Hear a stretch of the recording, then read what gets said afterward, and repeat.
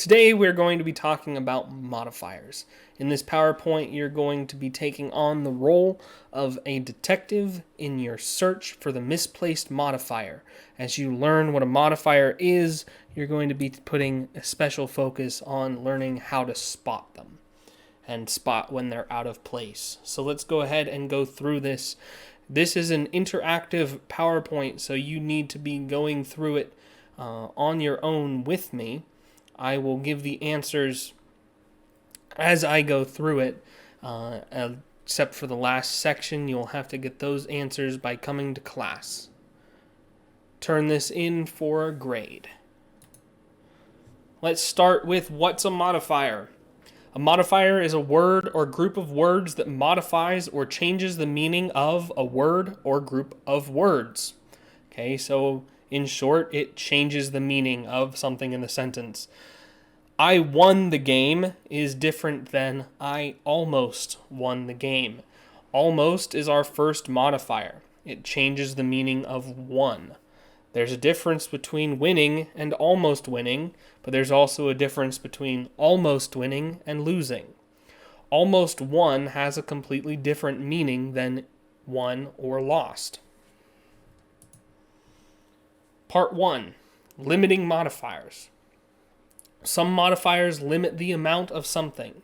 In our last example, you did not win the race, but you didn't lose either. The limiting modifier almost limits the amount of winning that you did. Other limiting modifiers.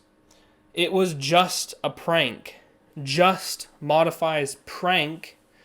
It limits the amount of seriousness to your actions. We're nearly there. Nearly modifies there, saying we're not there, we haven't just started our trip, we are nearly there. I can't even touch my toes. Can't even modifies touch. Grammar rule. Modifiers should point to the words that they modify. Modifiers change the meaning of whatever is closest to them, so related words must be kept together. Here's our example. That one was just a prank, bro. The word just is modifying prank because that is the word closest to it in the sentence. Think of the difference between this sentence and just that one was a prank. How does it change the meaning of the sentence? Pause and think about it for a second.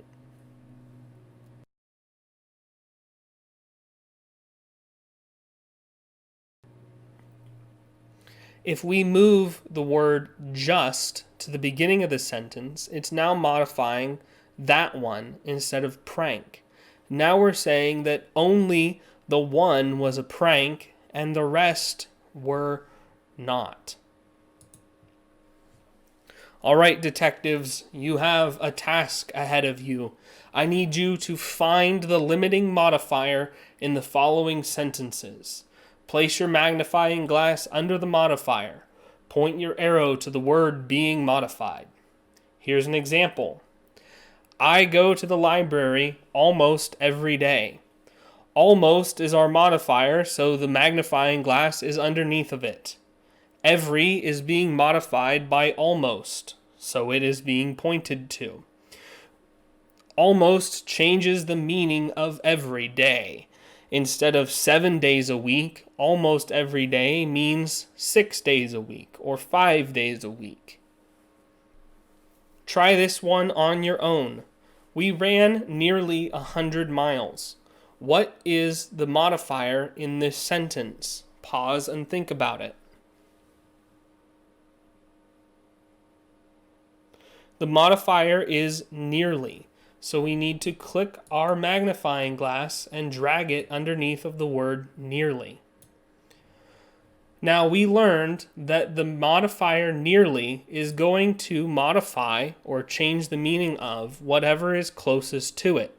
But we have a word on either side. We have ran and we have 100. Pause and think which word is nearly modifying. Nearly is modifying the word 100. We didn't nearly run. If we did that, maybe we walked at a brisk pace. But no, we ran nearly 100 miles. Not 100 exactly, but maybe 97 or 82. Try number 7 on your own.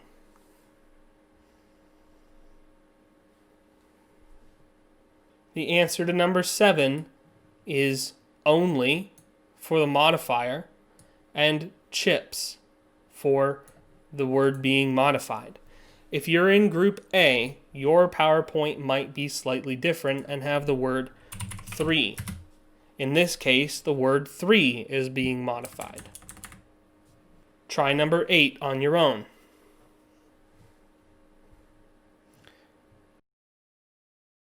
In number 8, the modifier is 2 words, can't and even. I can't even win at checkers. The word being modified is going to be on either the right or the left of can't even. It's not I, because that's our subject. So the word being modified is win. I can't even win at checkers. Try number 9 on your own.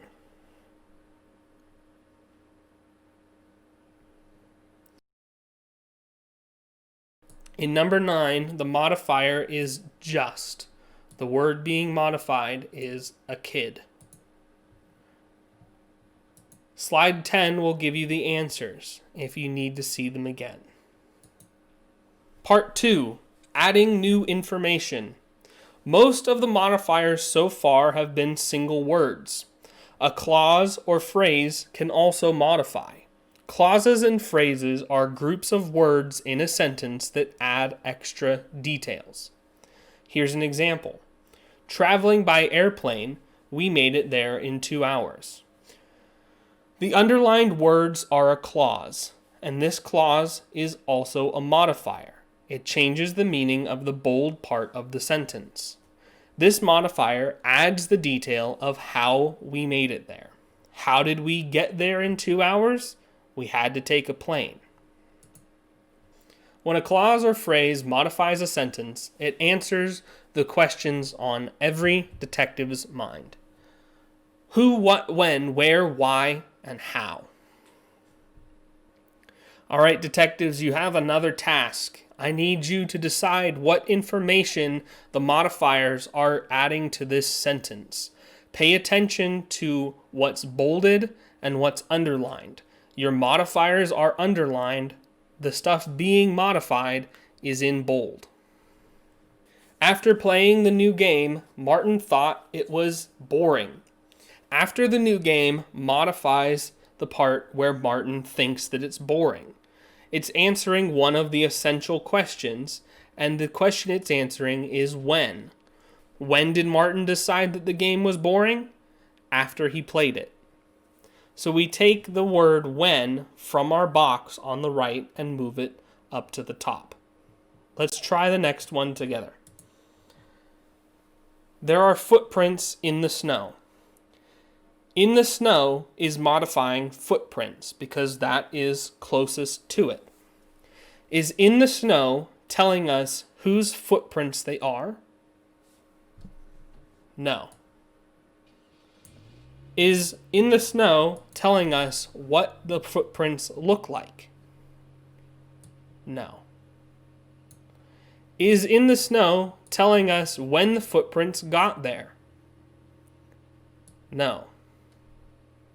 Is in the snow telling us why the footprints are there? No. Is in the snow telling us where the footprints are? Yes. Where are the footprints? They're in the snow. Try number 16 on your own.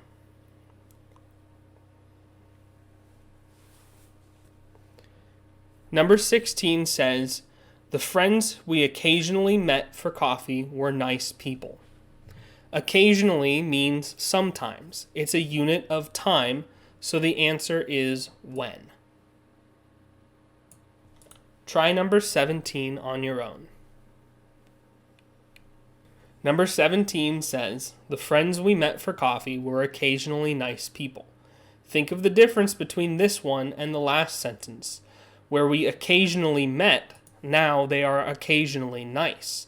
See the difference that moving the modifier can make.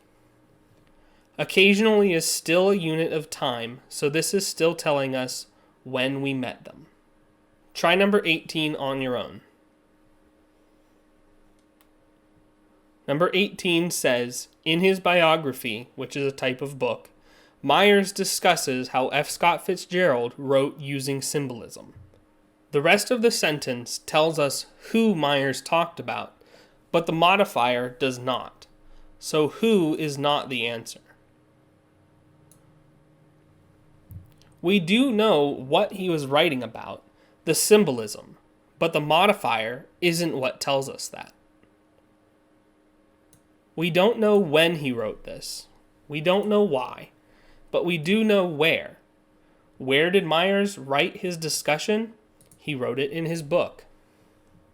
Try number 19 on your own. Number 19 says, Craig Morgan, the country music singer, showed up at my birthday party when I was 12. The rest of the sentence tells us when he was there, but that's not what the modifier is telling us. The answer to number 19 is who. I would also accept what. Who showed up at my birthday party? Craig Morgan. Who is Craig Morgan? He's a country music singer. Try number 20 on your own. Number 20 says, the chicken crossed the road to get to the other side.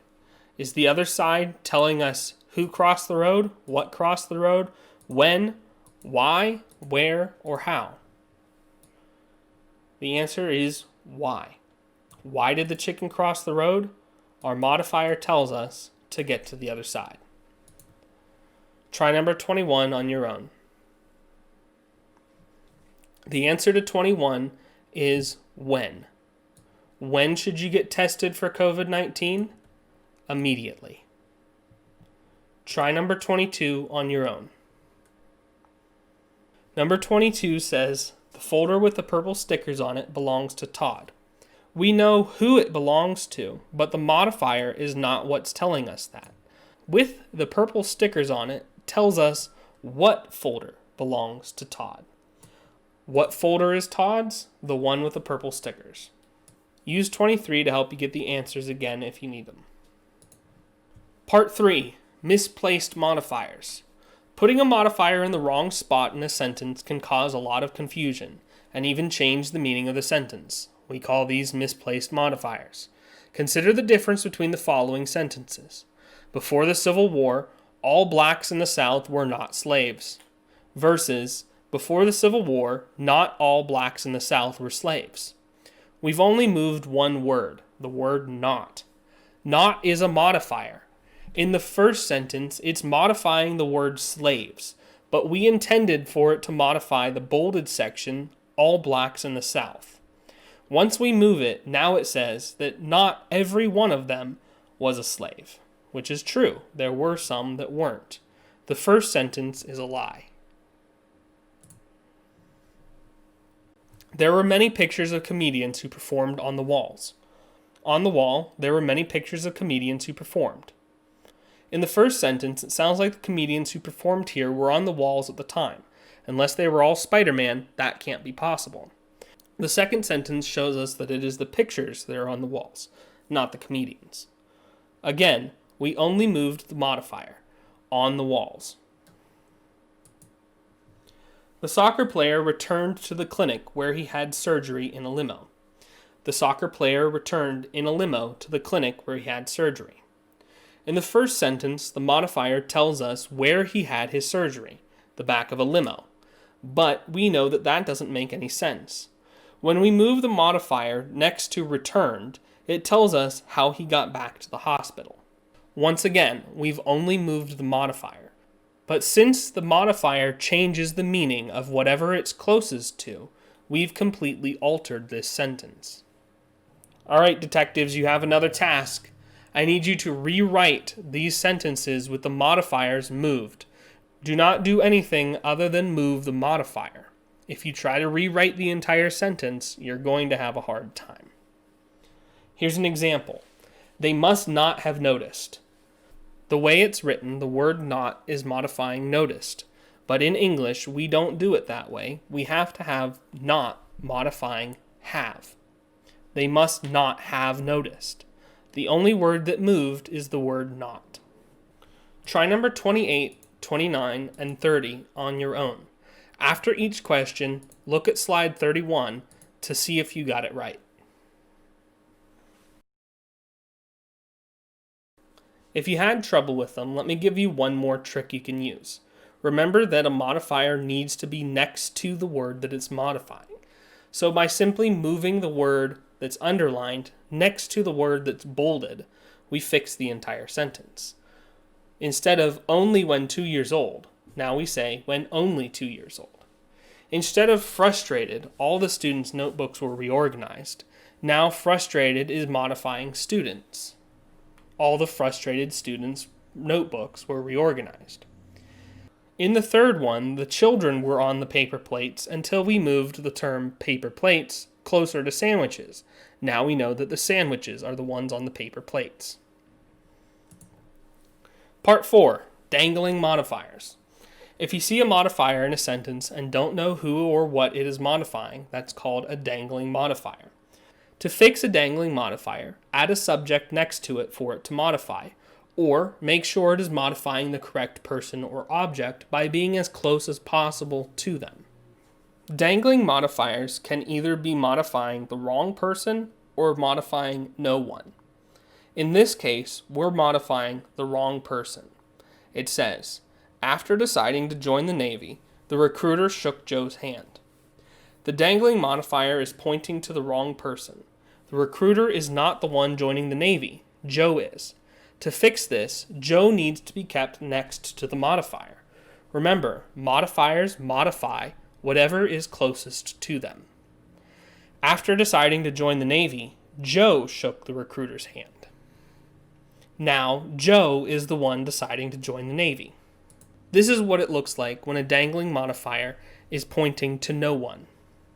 It says, to make her mom happy, the piano had to be practiced every day. The dangling modifier is pointing to the piano, but the piano is not the one with an unhappy mother. To fix this sentence, we need to figure out who is playing the piano. To make her mom happy, Jing Mei had to practice the piano every day. When fixing a dangling modifier with no subject, don't be afraid to come up with a new name. You can use your own name if you can't think of any. Time for a pop quiz. In the last two examples, what information was the modifier adding? Who, what, when, why, where, or how? Take a second to do this on your own.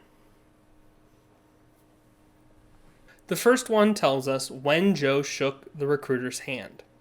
The second one tells us why Jing Mei had to practice the piano. Alright, we have one more task for you, and this one you're going to have to come see me for the answers. Each of the following dangling modifiers will tell you if it's modifying the wrong person or if the person is missing. Your task is to fix the dangling modifiers so that they're modifying the correct person. Do not change the underlined modifier. Here's our example. This is telling us that no one is being modified. Eager for her party, Mary's presents were picked up and shaken. Mary's presence is not a person, so they cannot be eager for the party. To fix this, we need to figure out who did the shaking. Eager for her party, Mary picked up her presents and shook them. Let's do one more as an example. This one is telling us that the wrong person is being modified. Upon entering the doctor's office, a skeleton caught my attention. If we move our hint, it'll tell us what's wrong with this sentence. The skeleton is not the one entering the doctor's office. You are. In order to fix this, we need to reword the sentence so that the skeleton is not the one doing the walking. We can do that by double-clicking and after our modifier, which is already placed in there for us and we're not allowed to change, rewriting the rest of the sentence. I saw a skeleton. Try the rest of them on your own. You'll need to come to class to get the answers. Turn this in when you're done.